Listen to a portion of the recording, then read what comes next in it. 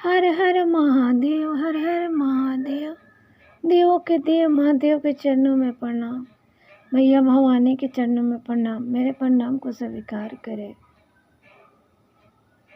एक गांव में एक बहुत ही गरीब आदमी रहता था। वो अपना मेहनत मजदूरी करके अपना घर का, अपने बच्चों का पालन पोषण करता था। उसने किसी तरह से एक रिक्शा किराया पर ले रखा था और उसी से अपना शहर में जाके अपना कमाता था। जब अपना दिन भर कमाता और जो पैसा मिलता उससे वो अपने बाल बच्चे का पेट भरता, अनाज ले आता शाम को खरीद के। एक दिन की बात है, एक मंदिर के पास अपना रिक्शा लेके खड़ा था कि आज कोई सवारी मिल जाए, नहीं तो मेरे बच्चों आज भूखे रह जाएंगे। लेकिन काफ़ी समय निकल गया, कोई सवारी नहीं मिला और उसी मंदिर में बहुत लोग इकट्ठा हो रहे थे। तो रिक्शा वाले ने पूछा, भैया यहाँ पर क्या है, इतना भीड़ क्यों है? एक आदमी से रिक्शा वाला ने पूछा। उसने बताया कि देखो यहाँ पर शिव गुरु का चर्चा होने जा रहा है। तो चर्चा क्या होता है? तो चर्चा नहीं सुने हो? गुरु को नहीं बनाए हो शिव गुरु को अपना गुरु? तो नहीं। तो चलो मेरे साथ सुनो, इसमें बैठो, चर्चा क्या होता है तुम्हें पता चल जाएगा। उसने सोचा भैया मैं जितना देर चर्चा में बैठूंगा उतना देर कुछ कमा लूँगा तो मेरे बाल बच्चे भूखे नहीं रहेंगे। ऐसा सोच के वो चर्चा में नहीं गया, वहीं खड़ा रहा। लेकिन काफ़ी समय निकलने के बाद भी कोई उसके सवारी नहीं मिला। तो उसने सोचा कि चलो सवारी तो मिल नहीं रहा है, 1 घंटा बहुत धूप हो गया, 1 घंटा चर्चा में ही बैठ जाते हैं, मंदिर में बैठ जाते हैं, देखते हैं क्या होता है चर्चा में। ऐसा सोच के उसने रिक्शा साइड में खड़ा करके मंदिर के अंदर चला गया।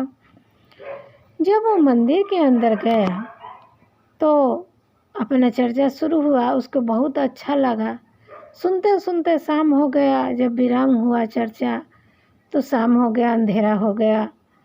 तो जब प्रसाद लेके बाहर निकला तो उसने सोचा कि अब तो कोई सवारी मिलेगा नहीं, इतना रात हो गया और मैं खाली हाथ घर में जाऊंगा तो पत्नी भूखे रहेगी, बच्चे भूखे रहेंगे, पत्नी मुझसे झगड़ा करेगी, इसलिए आज मैं घर नहीं जाता हूँ।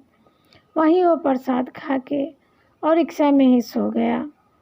सुबह जब हुआ तो कुछ पैसा जब कमा लिया तो बोला कि जब जाता हूँ इससे कुछ अनाज लेके जाऊंगा घर पे और अपने बच्चों को खिला दूंगा।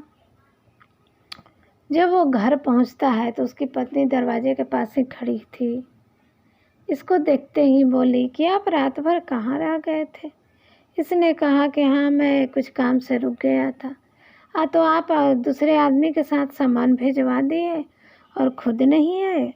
तो इसने बोला कि मैंने किस आदमी के साथ सामान भेजवा दिया?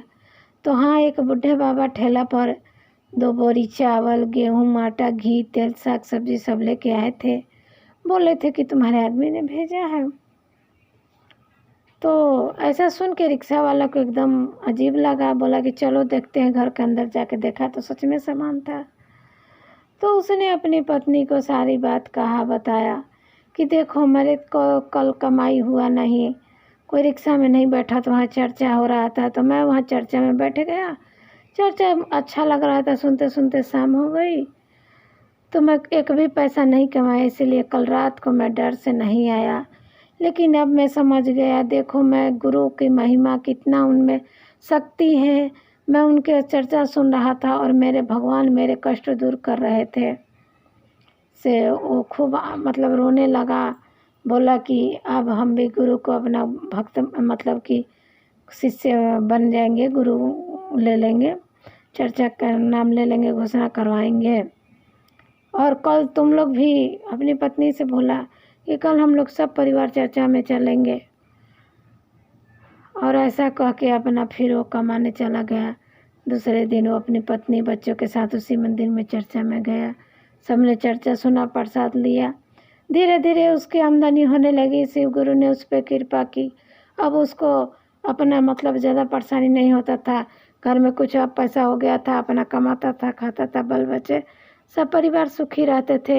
हर हर महादेव, हर हर महादेव। जैसे उसने महादेव ने जैसे रिक्शे वाले पर कृपा की, वैसे सभी गुरु भाई बहन पर कृपा करें।